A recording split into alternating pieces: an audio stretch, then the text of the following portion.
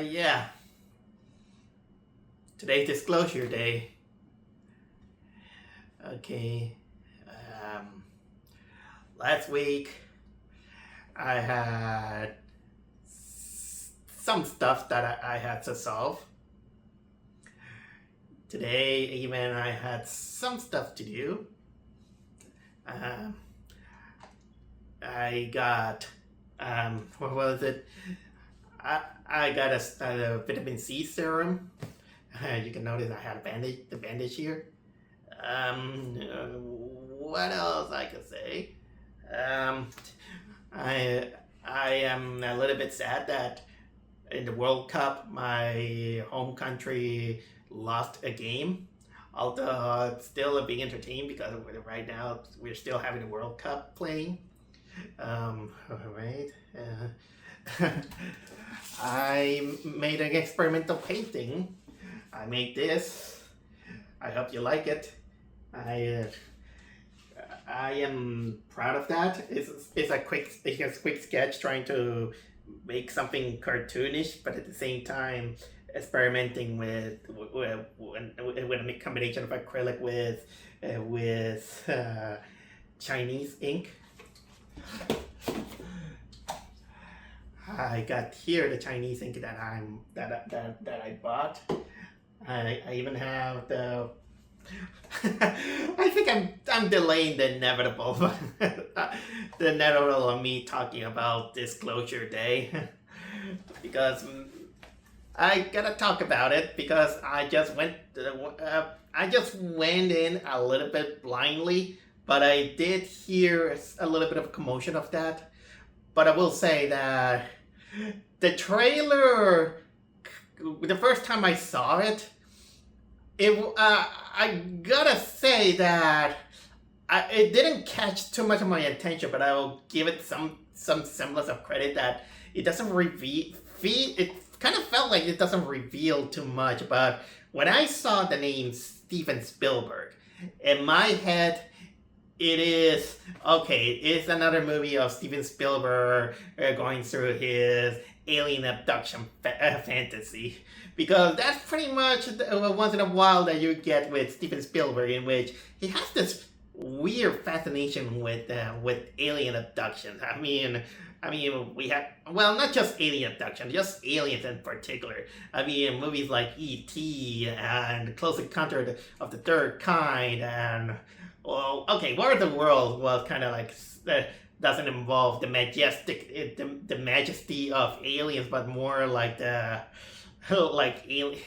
aliens going haywire, because War of the Worlds it was aliens blowing up stuff. But we also see his love to aliens with this Indiana Jones and the Kingdom of the Crystal Skull.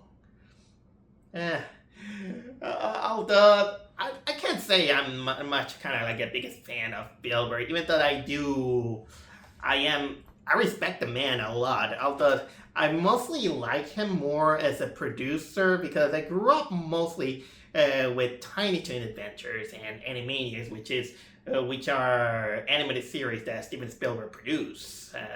And he was kind of like lovingly involved into it. And I think this is where he kind of showcased his charm on it. Although, and honestly, I would say, as much as some of the old movies that Steven Spielberg has made, I'm gonna say that one or two they do age well, and some doesn't age well. I will say that some that age well are, for example, Raiders of the Lost Ark. What else? I think it's been a while since I saw E.T. and I'm pretty sure that Close Encounter of the Third Kind, that one holds well. I will say that Jaws didn't age well. I'm sorry. I know that people love Jaws, but unfortunately, the last time I saw it, I was thinking that why people like that movie when the shark looks so fake, and and it doesn't. I think it is something that didn't age well in it. Controversial thing. I still think that Hook didn't age well. I thought, was that a Steven Spielberg movie? I don't remember, but yeah, there's some that aged well, some that didn't age well. But I do respect Steven Spielberg as a director. So it was kind of like, but it's been a while since I saw something modern from him. And Disclosure Day, it was something that I didn't exactly wanted it to be on my radar, but then I heard a talk about it, and it got me out of curiosity. So I decided to go when the movie theater is cheaper, which is on Tuesday and Wednesdays.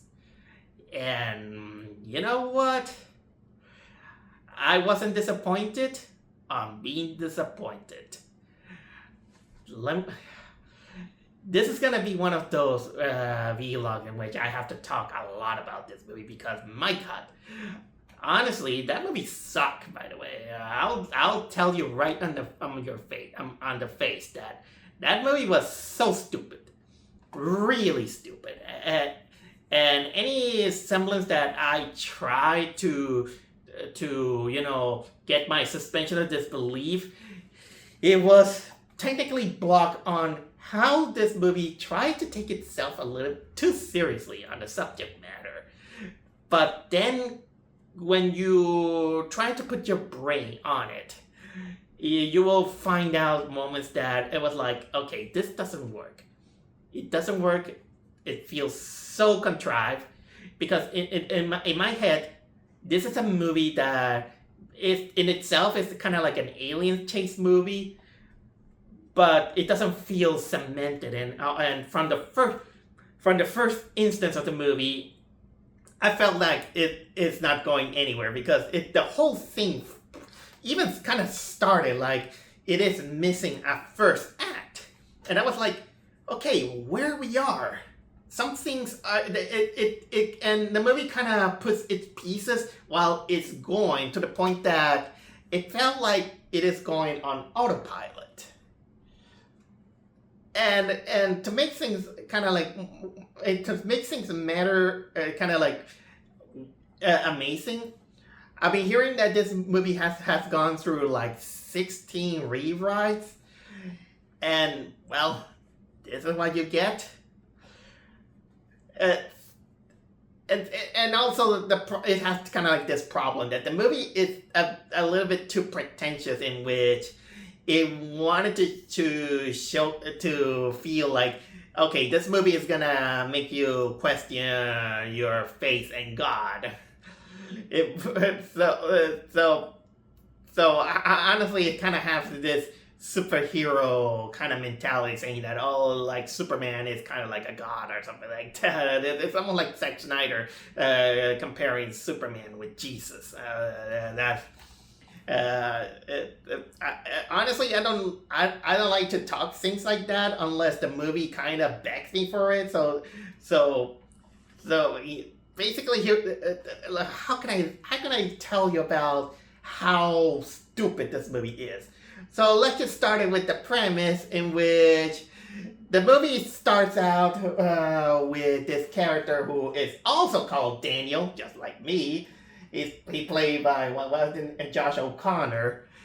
He basically worked kind of like this governmental company or some corporate company that and he just decided to defund and become a whistleblower because and steals video evidence that ever since the 40s the government were hiding from the public that aliens exist.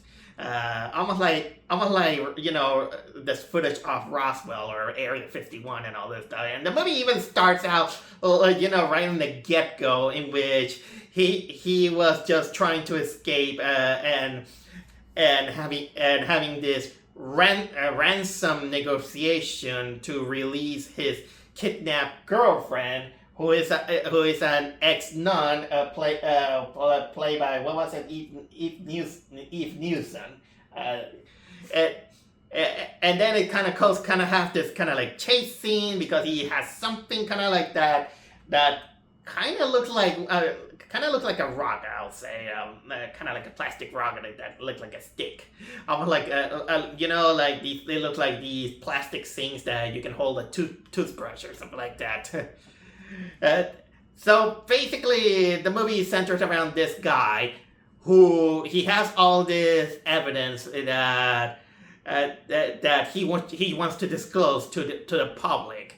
He wants to show everyone that aliens exist and that they've been kidnapping aliens and they've been probing them and all that stuff. And at the same time, there's also kind of a B plot which involves Emily Blunt, who is playing this weather girl named Margaret, who after getting an encounter with a red bird, a very very cartoonish CGI bird, I'll say, really cartoonish. I'll say it really looked like.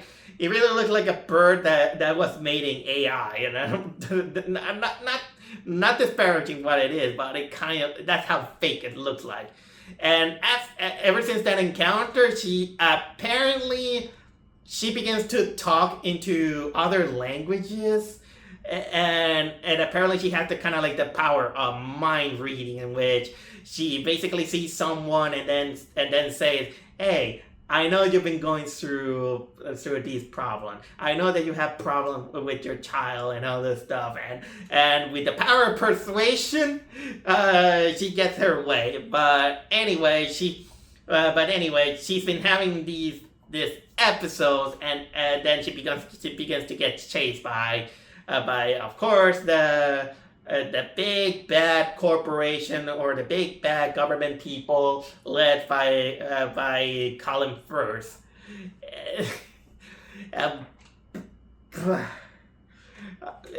From this point, I would wish I could kind of like stop, because you think that this is gonna sound charming, but it's not. This is no E.T. and this is no Close Encounter of the Third Kind. It's not even like Gintama or something, or any parody that has, like, for example, hey, we gotta be nice to extraterrestrial beings. It's not even kind of like the Twilight Zone or something like that. It's much stupider, by the way. I'll say, at least by the get-go, that the acting, well, it's not kind of like the worst acting that there is. It's kind of like muted in a way. It's the way everyone kind of acts, and the decisions that they made. I kind of describe it that this is people acting in an M. Night Shyamalan movie. That's how. And this is a Steven Spielberg movie, not an M. Night Shyamalan movie. And what baffles me is that they're saying that Emily Blunt is kind of like the best actress in it, but I didn't see much of it. It's the same problem that I had with people praising Jared Leto as Skeletor when he wasn't that good. And Emily Blunt, I know that she's a good actress, but there are times in which she acts a little bit over the top, and sometimes a little bit too cartoonish. But I don't know if I blame her, but I mostly go with the script and the whole thing that happened on the movie. Because where do I start? I would say, it started out with what I told you, that we get these two scenarios, and let's start out with the Joshua Connor / Daniel kind of character, in which after he rescues his girlfriend, and apparently he's also getting in contact with someone who is played by Coleman Domingo. He plays this guy named Hugo, and he's having contact with him and saying, "Okay, you just gotta meet me there, and by the way, because we don't want you to track you down, you gotta destroy the phone after that." And then and well, he rescued, like I said, he rescues his girlfriend, and then and then the only place they get some shelter, it is in a church because, well, the girlfriend Jane, she is she's an ex-nun. Apparently, she lost her faith in God and doesn't tell us for what reason. Apparently, because she grew up with this, and she's like, okay, Daniel, now you gotta tell me what the hell is going on. And the guy is like, yeah, well, tell you later. I'll tell you later. And they get smuggled by this other guy named Santiago to go somewhere else, kind of like in a house in the middle of nowhere. And in the meantime, we got the Emily Blunt character who she became viral after going like, you saw in the trailer, almost like speaking in this alien language and then passing out on air during her Weather Girl report. And then, of course, the guys come in which it's kind of like a corporate. And now that I remember, yeah, they disguise themselves as FBI, but they're not FBI. It's probably some agent from Area 51, as much as I can. I don't remember the name of the company, but anyway, it is a security company that was keeping all those alien secrets.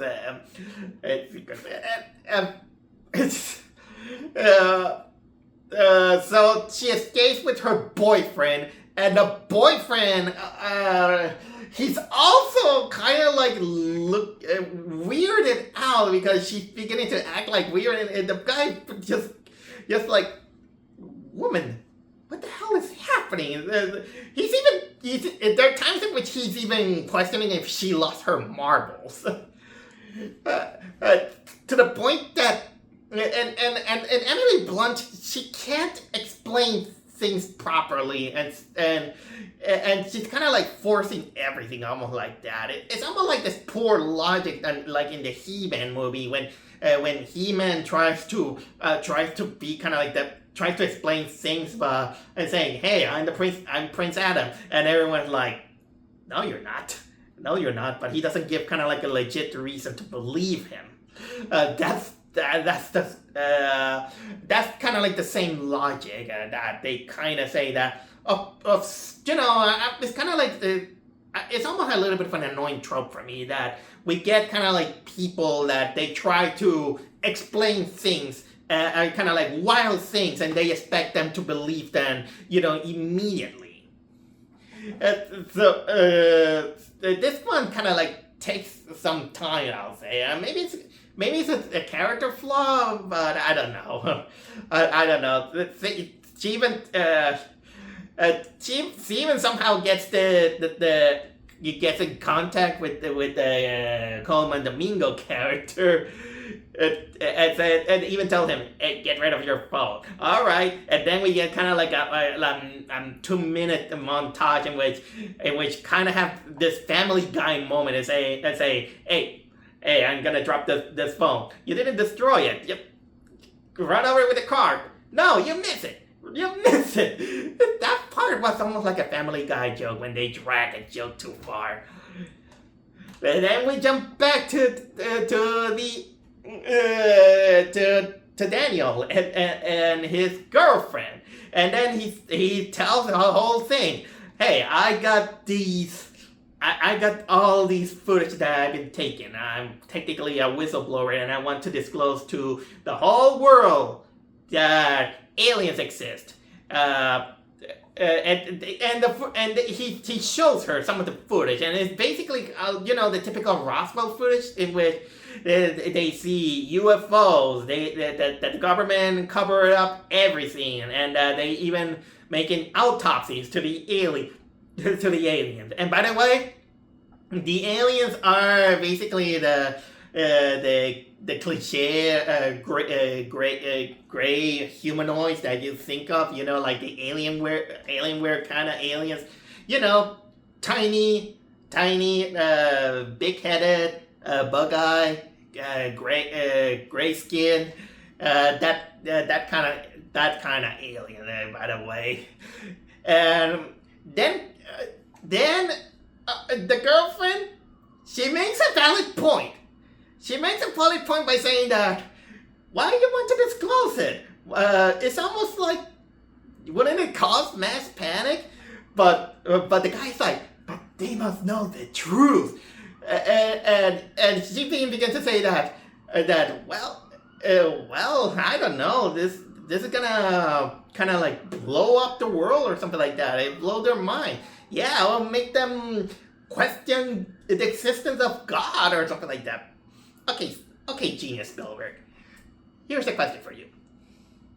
What does the existence of aliens has to do with God?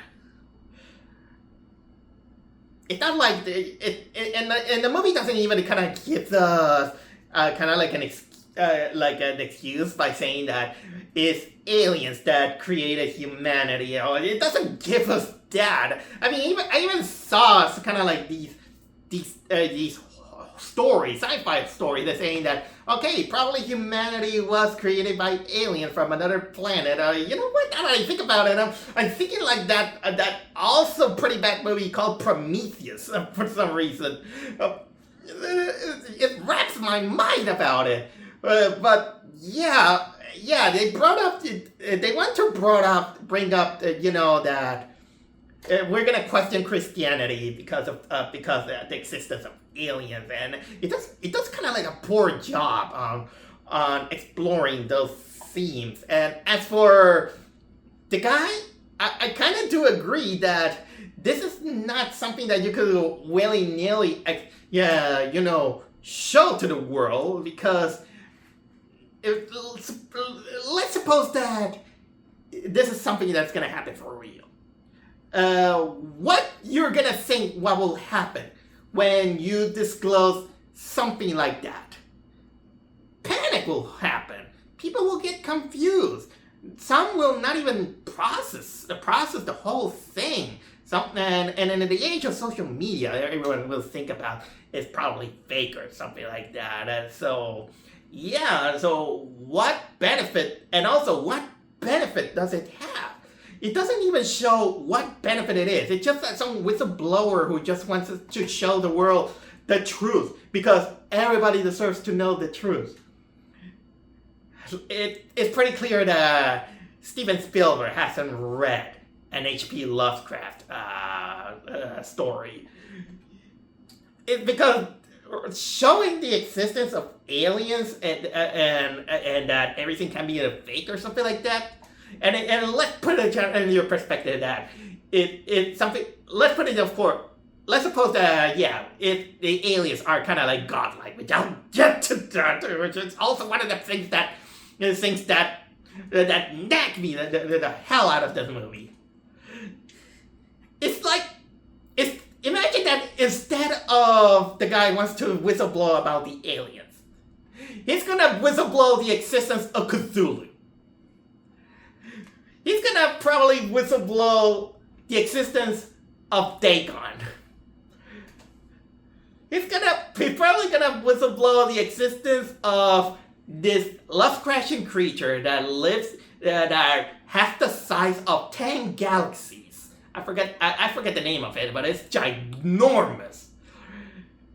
How do you think it will happen?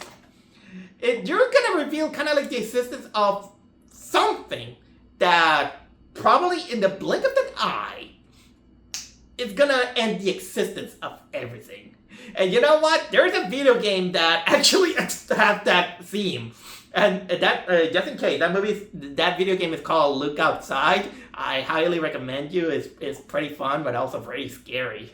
And it has that thing in which the point of Lovecraftian horror is that not just the unknown is terrifying, but also there are hidden truths that sometimes having the knowledge is much more dangerous than living in a lie. It's almost like the term that ignorance is bliss, and then the truth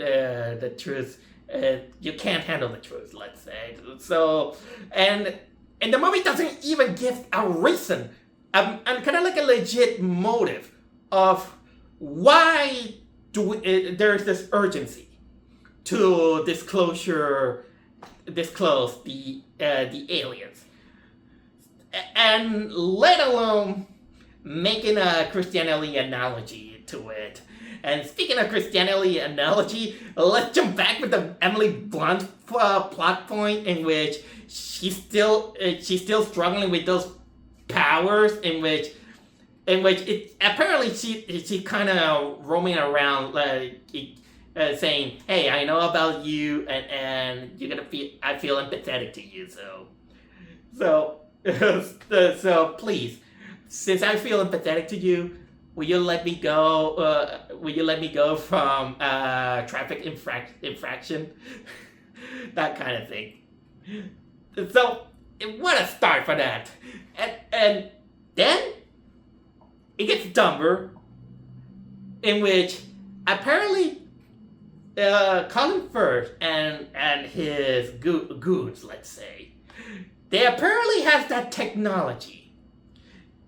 Some of the alien technology in which he watches the picture of someone, like for example, he sees the picture of the girl he kidnapped, and he uses the alien technology that nobody has to touch it except with a plastic glove. And he get kind of like the power of telepathy and mind manipulation, in which then he manipulates the woman saying, where is Daniel? And she's go like, yeah, and while she's holding with her hand and a rosary with a cross, and she bleeds it, and almost like the guy has the power of possession, and it's just by watching the picture of her, and then and he's like, tell me where he is. Oh, there he is.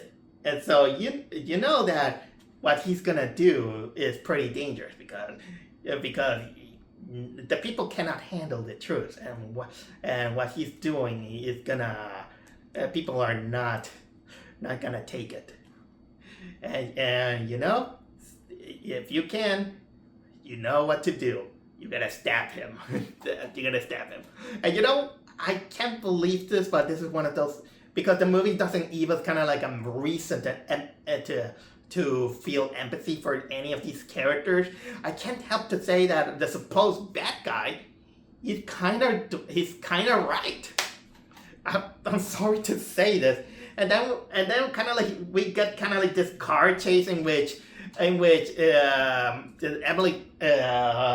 Blunt somehow gets the phone number of Daniel and say, hey, there's people surrounding the house. Don't go there. And guess what? He goes there to save the girlfriend, who is somehow who is also still hypnotized by Colin Firth until she gets the willpower to stab herself in the hand for just a nick of it, and then snap out of it.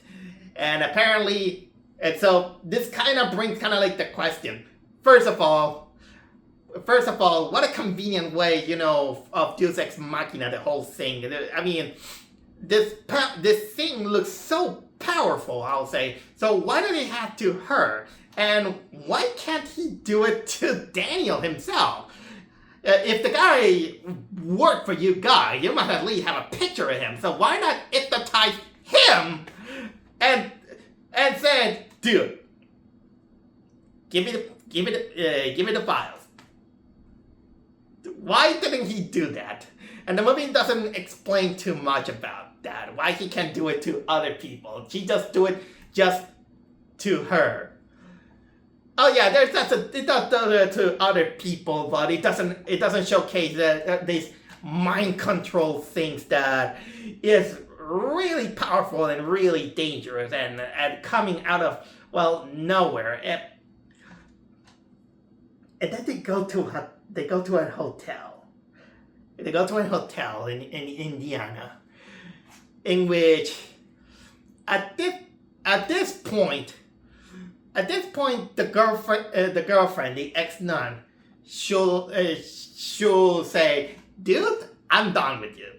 I'm out." But you know what? Love is powerful, and they're like, "Okay, you have to go somewhere so you can disclose everything. You got now you got the information that you want to meet with the Emily character and all these things." And so instead of going to separate rooms in case that she gets possessed again, she gives him a towel and says that you don't trust me anymore. So you give him a towel so she can sleep next to him with her hands tied with a towel. That's so stupid. At this point, if you don't trust her, again, sleep in separate rooms, or at least tie her up and lock her in the closet. And lo and behold, Colin Firth possesses her enough to actually see something that he was reading on the memo pads of the hotel, and the memo pad actually has the whole address of the hotel, and he's like, "We got her, we got him."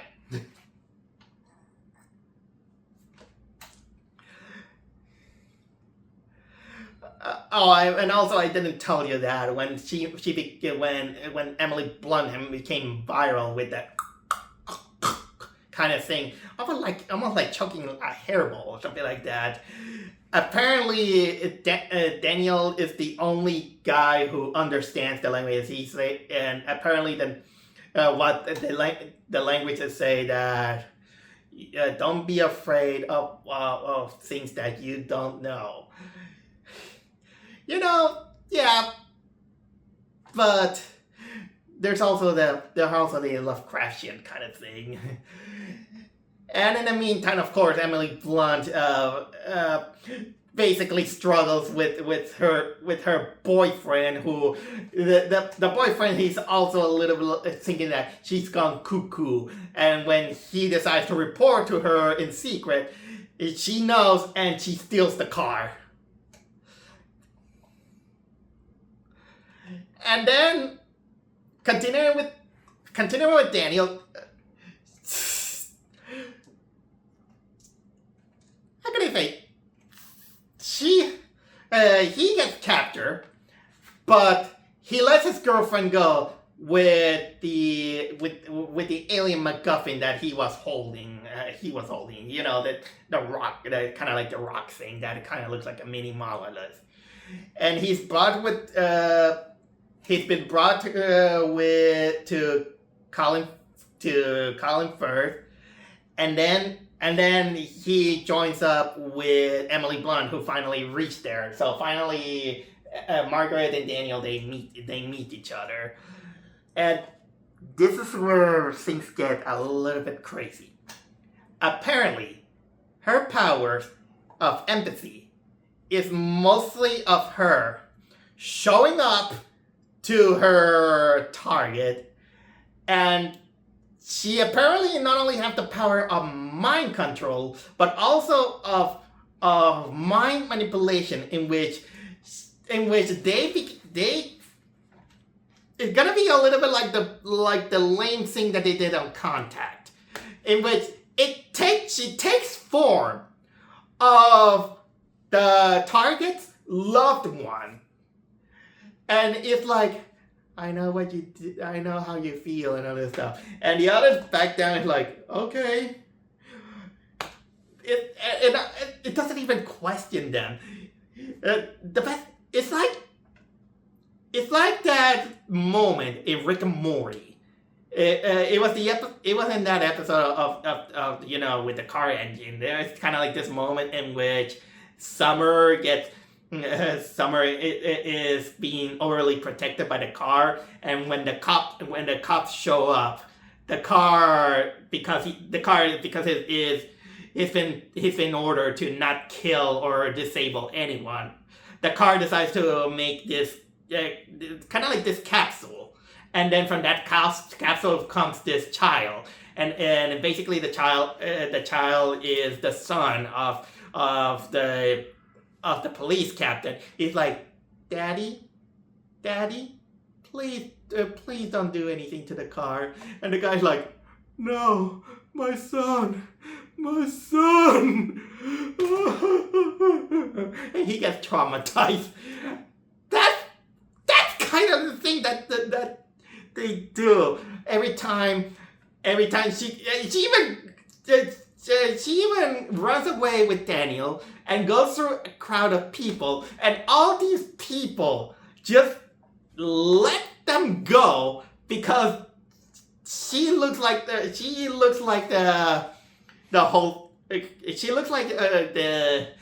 loved ones. At least there was actually one agent who is actually cold-hearted enough for him. He's like, this is dangerous, and he grabs car keys and a gun, and it decided that he has to kill them.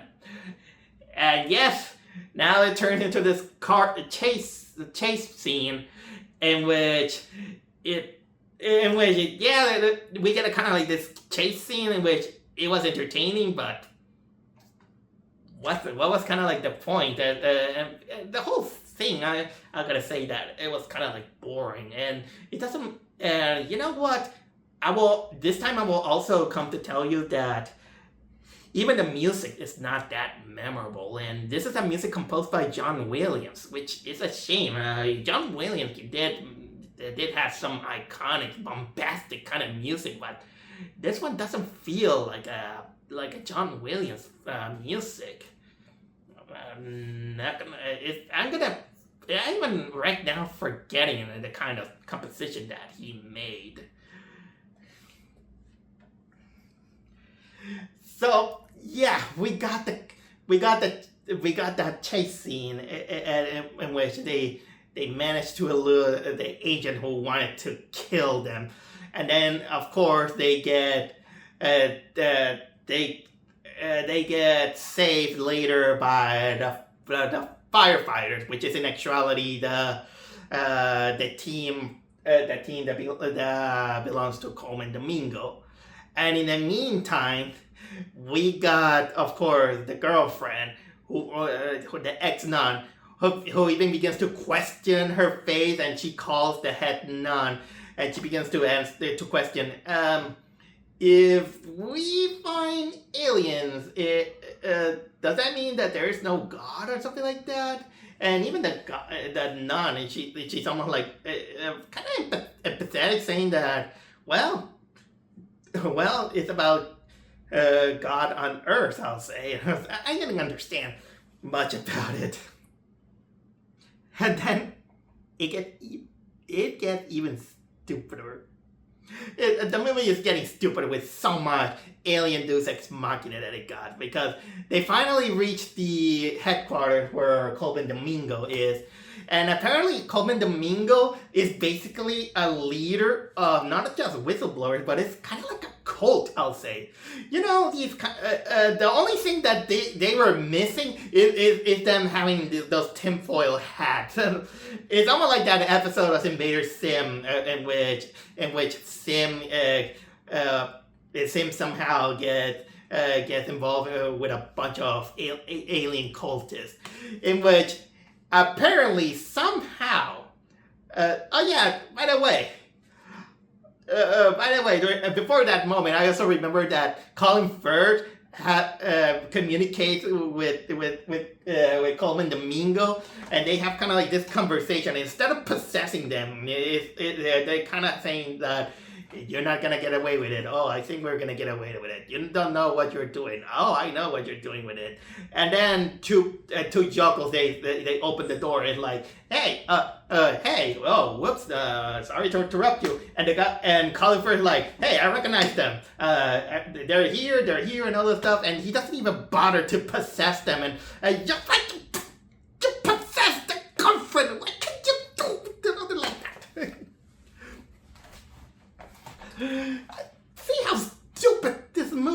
yeah, it out of convenience, just because it gets convenient, the alien kind of have this convenience. Oh, and by the way, apparently someone grabbed this object without any plastic gloves, and then he disappears, and then reappears, and nothing, and then it's not never mentioned anyone. What happened? Okay, I was going that they finally reached the headquarters of the cultist people, who they were waiting this exact moment, and because they want to awake Emily Blunt's memories because she kind of became their Jesus, their Messiah, that she is kind of like a passenger that it's gonna be the upcoming of the aliens, and somehow these guys, they made a perfect replica of her childhood home in a big garage. And she's like, oh, no, what is going on? I don't know if I want this. I mean, to show how pretentious this movie is, even one of the cultist people, she just gets near Emily Blunt, grabs her hand, and she goes like, I'm not kidding. She makes the cross and all this stuff, and she's like, no, don't do that. Don't do that.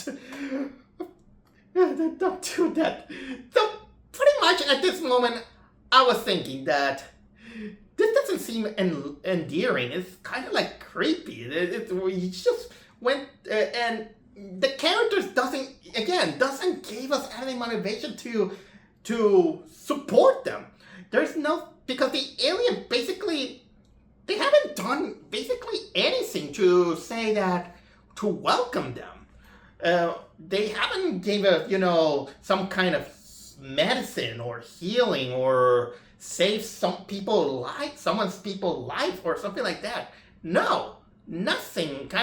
It doesn't felt earned. So basically what happens is that she gets inside, and basically it awakens kind of like her memories from the past, and apparently Daniel was also involved into it. And then those two grab this alien object that Coleman Domingo had, and then they begin to have this flashback. This flashback that is ridiculous. We get the flashback that little Emily Blunt, she was in her home when she was a child, singing a Disney song, and then she gets visited by CGI animals, including the bird, a raccoon, I think it was a deer or a moose, a fox, and they all look cartoonish, like they belong to an AI cartoon. They don't look good. And basically, and their explanation is that aliens take the form of animals. So they take her to this apparently house, a CGI house that looks like the logo of Blumhouse, in a snowy day. And guess what? She gets probed by aliens, and guess what? Daniel is there also. He was also probed by aliens. And this is how these guys get their powers. And apparently, when they saw the animals, basically, is that what reawakens their powers. And the movie wants us to believe that this is charming. You know what?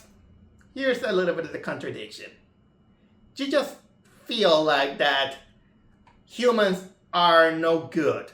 They're evil because they capture and they make all these experimentations to aliens. But you just gave us You just gave us another reason to not care for the aliens, because the aliens basically are doing the same in kidnapping children and probably anal probing them. So, there is no difference. There is no difference. Is it because we are harsher? Where the aliens can do the thing of experimenting on humans, and they don't even tell us why they came from. So apparently this is charming, and then of course the big bad guys come, and apparently Emily Blunt apparently out of nowhere gets the power of invisibility to make the house invisible, except for the Rock, and the guys just stay there. They just stay there and they're like, what should we do? What should we do? Easy answer. Shoot. Fire. Fire. No, it just gives them enough time to lead everyone out of their way, so they can escape. And of course, they are preparing. They decide to have the plan to go to the local news, so they can download all the archives and then disclose information to all over the world. I mean, okay, the local news. Things will be a little bit easier, how? There's a tool called the internet! Facebook, TikTok, YouTube, Twitch. I don't care, even X or Blue Sky, whatever. There's a tons way you could go for it, but the local news, you choose the hardest way. So anyway, we get kind of like this ridiculous moment in which the guys, they even get bamboozled by invisible man and invisible truck. And then of course they couldn't stop it, and the whole thing that the MacGuffin even disintegrates. They go to the local news, and Emily Blunt tries to prepare for everything, and the point that it then comes the Hollingford and his goons just trying to destroy the fuses, because they don't want the disclosure to happen. And yes, they destroy the generators. Everything is on dark, and then they come inside. But then the girlfriend appeared with the other MacGuffin, and she gives it to Emily Blunt, and she gets the power to generate electricity all over the place. I'm telling you, this is what bothered me about this movie. They have Deus Ex Machina power for everything. The aliens have apparently they have magic. They have magic on everything. I know that. I know that there's kind of a suspension of disbelief about aliens having magic or psychokinesis powers, but they have to have some certain logic out of it. And at that point, after generating, and downloading the information, all this stuff, they're preparing for the broadcast. And Collingford is like, I give up. I'm sitting on my chair. Do what you want. Even the cold-hearted soldier who almost tried to kill him is like, are you serious? Are you serious? You're gonna let that happen? You know what? Screw this. I'm going home. He even gives up on the whole movie. And then the disclosure happens. It broadcasts on the local news, and then it spreads into the other news, and then on social media, and it's just showing, the alien footage with kind of like hundreds of that. And the reaction is people going, in their smartphones just watching. And it was like, oh, now this is alien. Even one woman who apparently looks like a reporter from Telemundo, she's like, ugh, I don't know what to say. Nobody even questions it. There was even a moment in which a guy says like, hey, that looks like AI. I don't know, that doesn't look like AI. And everyone is like, this is questioning out of it? I was like, what nobody is almost like questioning it. And it's almost like, again, there's no kind of like, there's almost like no moment in which it has catastrophe, no motivation. I mean, again, it's like, how people will react if they find out if Cthulhu was real. I will doubt that everyone will be kind of like, wow, and all this stuff. No. I mean, for the science fiction sake, let's buy that. That everyone's like glued to their screen and all this stuff. And then, out of nowhere, I think the cult brings this big giant what was it, foam, kind of like something covered in a foam. And when they open, it is this big alien. And the funny thing about this alien is that when the movie ended, the woman next to me, she also didn't like the movie, and we kind of began to talk about it, and she was a little bit bothered by saying that, hey, did you notice that this alien was disabled? And I was like, what? So yeah, the alien is kind of like it, and also looking kind of fake, too fake, I'll say. The typical Roswell Area 51 kind of alien that, with the bug eyes, the gray matter kind of thing, and he's like this, and then he touches the hand of Daniel and Margaret, and because they're God, they're the new Messiah and all this stuff. Yeah, Steven Spielberg, I know what you were trying to do. And then Emily Blunt, she just goes back to be the news anchor, and then she says, listen. And then the movie's over. She says it because the alien apparently goes like, he tells her something, and with this vagueness in which she says, listen, the movie ends. And I was, what? But in an effort to make this ending pretty funny, I just came back and I was thinking about that the ending probably it shows us that probably ended like Mars Attack. It's a, we come in peace, but it's not. They just gonna conquer the world. He probably said that, we already conquer your world. You disclose us, so now you guys are our slaves. Imagine that, or I was thinking that probably the message is like the Twilight Zone episode where the aliens come to Earth and everyone is kind of like empathetic because they give them everything, even a lot of food, until the protagonist finally decipher kind of like their Bible, and it turns out that it is a cookbook. It is a cookbook to cook the people. Oh my God. God, this movie was stupid. It's not even bad, it's funny. That movie was, because of the whole pacing, and it's a 2 hour 40 minutes of a movie. It's just boring.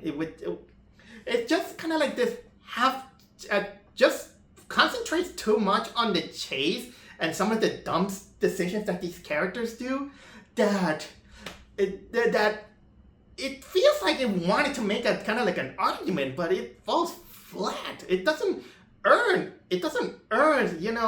all the, talk about faith and the credibility of aliens and all this stuff. You just wanted to shoehorn in kind of like a Christianity analogy.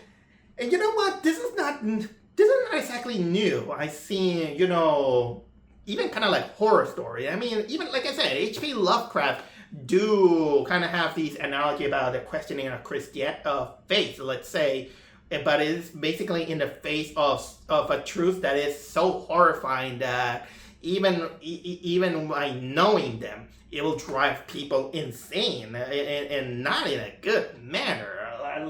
Like I said, like Call of Cthulhu or Dagon or something. These are H.P. Lovecraft stories that comes to my head. And about aliens doing kind of like these worship as God, I seen kind of like stories doing something similar.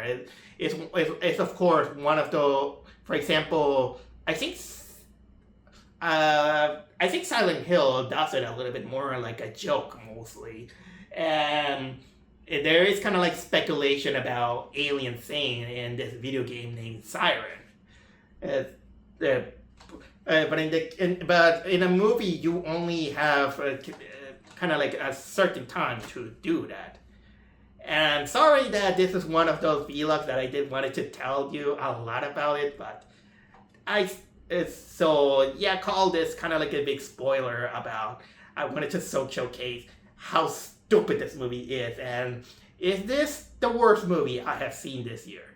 I will say that it is one of them. I do have to try to rank out with some of the few bad ones that I've seen.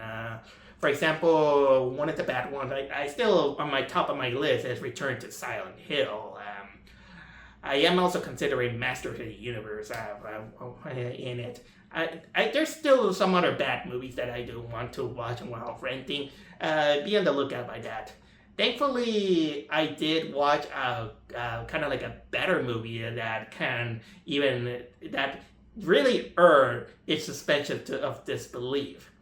But Disclosure Day, for a movie made by kind of like a respected director, it really showed that not everything from a respected director can be good all the time.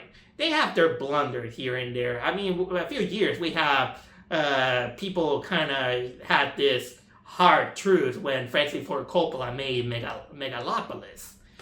But now, although this movie is not Megalopolis bad, it's just a little bit incompetent and a little bit rushed and not exactly cemented on it. So this is why I kind of felt like it doesn't feel like a Steven Spielberg movie, but more like an M. Night Shyamalan movie. So yeah, that's pretty much I have to say about this movie. That's all I can disclosure of it. And my disclosure is that it wasn't well made.